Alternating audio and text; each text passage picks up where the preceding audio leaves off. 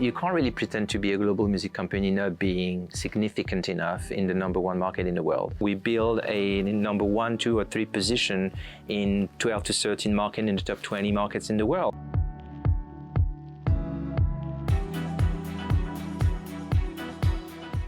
Our market share globally in digital music is close to 10%, which means that when we are talking about doing specific things, they translate in tens of millions of dollars of value. We are now #1 to #3 player in Asia. We're now #1 to 3 players across Europe and the Middle East. Now is the right time for us to start looking at North America.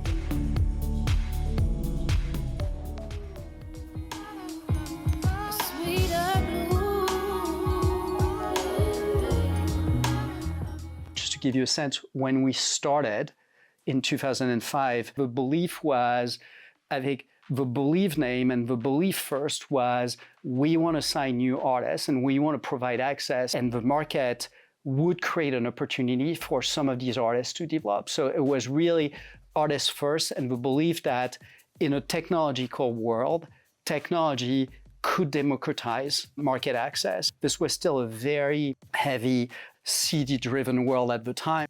In France, we were quite successful very early on for one single reason. We made a bet on hip-hop.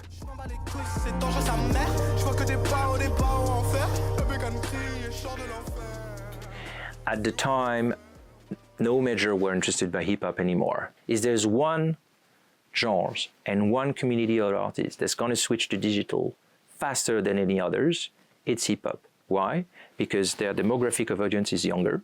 Those will be the first adopter of digital and the streaming era and the YouTube consumption and everything. And second of all, they produce more music than any other. A pop artist releases an album every 3, 4, 5 years. A hip hop artist every 6 months. We need to stay agile because the ecosystem and the artist needs us to remain agile, and we need to be more agile than the majors because this is going to become one of our USP. We need to move faster and we need to be more agile about it, to be more adapted to what the artist ecosystem and the markets and the artist community need. We received a call from, I think Oliver at the time was still leading at Apple, and he was telling us, look, Apple is going to open in 53 new territories on December 12, 2012, and we have selected 3 companies. We're not going to sign any direct deals with any artists and labels in all of these new countries. We have selected Believe, TuneCore, and The Orchard. So if you want, we need your help to be able to source content in all of these territories. We wanted to double down on our original belief of we want to be able to take artists from entry level all the way to the top. We acquired TuneCore to be on the DIY market, to step into the #1 market in the world in the US, and to source artists. So we are sourcing artists from TuneCore because some of them also need more services. Some of them don't need, and they're very happy on TuneCore, and this is great. And we need to develop them within the TuneCore ecosystem, which is fantastic. We love that. But some of them need more. So why would they go elsewhere? Well, they can move elsewhere and continue to develop further because they need more expertise, services, people to talk to, and marketing investment, advances, etc., within the Believe ecosystem. When we are having conversations with all of our partners right now, these are meaningful conversations because our market share globally in digital music is close to 10%, which means that when we are talking about doing specific things, they translate in tens of millions of dollars of value. The way that we describe today is as our objective is to build one global artist development company, and what I say is it's we build locally and we connected globally and technology empowered. The bet, which is proven being the right one, was that the growth of each market, more and more, is going to come from local music.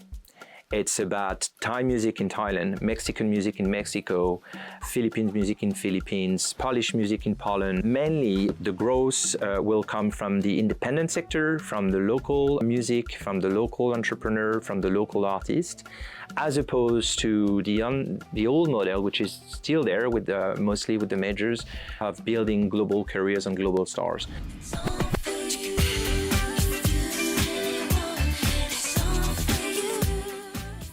If I take France, we're the number one. 225 charts, we have 47 albums, 29% market share in the top 200 yearly, 32% market share on the single charts with 57 plus single charted. We're bigger than anyone else.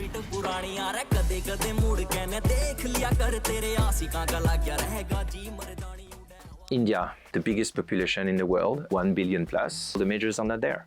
The ecosystem is about local. Music in India is consumed by the language of the states. People in the south are consuming music from the south. People in the north, music from the north. We've been operating in India since 13 years, and we're very successful there. Vivek, our head of India, is an incredible executive. He's entirely responsible with Silva, our head of APAC, on building the success that we have had. The core is really quality of your local teams in understanding the market, being able to build relationship with the right people, because we are in a people business, and if you don't build trust relationship with the ecosystem, you're not successful at doing the right acquisition, which is instrumental for us in India and understanding market evolution.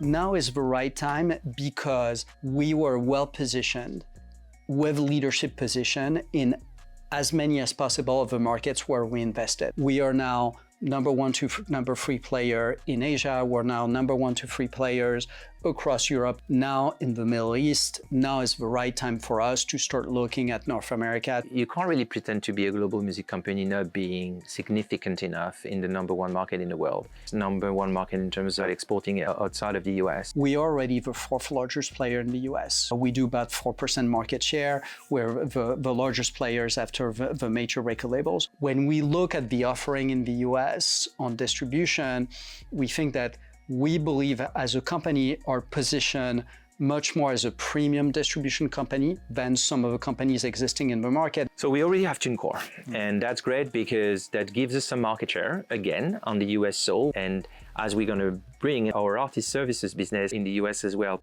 I like when you do that thing that you do, that make me go crazy. Our view is on the distribution side, it is no longer about access.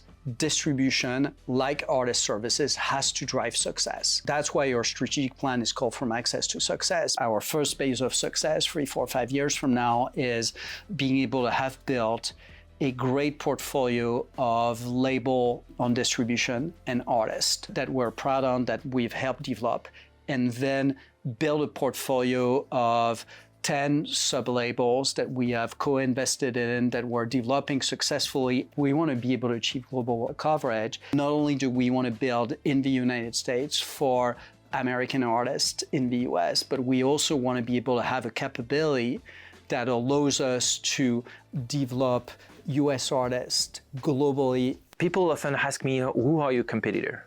My answer is we don't have any. With that view of addressing all those business lines with that local approach, I don't think so. Not at the level we do it. It's not a 2-year game or 5-year game that we're playing. It's a 20-year game that we're playing. We want to empower the next generation of A&Rs and executives who are building labels to become the future winners in label development of tomorrow.